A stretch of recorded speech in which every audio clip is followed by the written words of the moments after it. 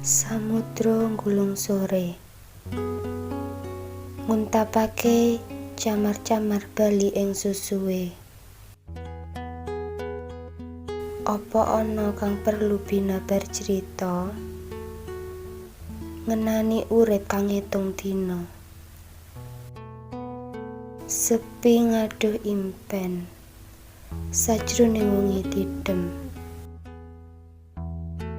Nalika telenging donya naliti diri, rasa ngunggun ngelun bingung.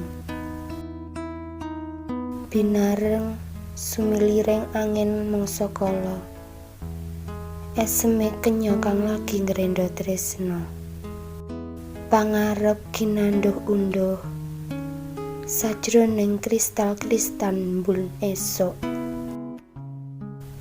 Ing petithing laku sumimpen pangarep, srengenge mesem ing waliking mendung.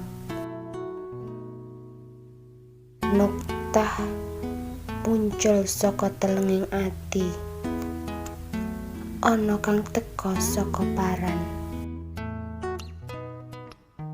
Sajroning bias-bias fatamorgana natap napas-napas sesek.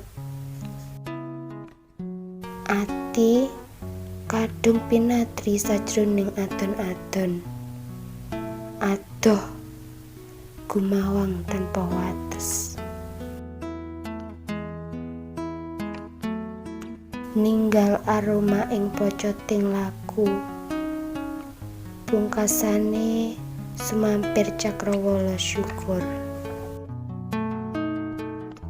Lelaku kang ngentir ing ulengan panguwasamu, ginegem kinarya lukitaning patembahan.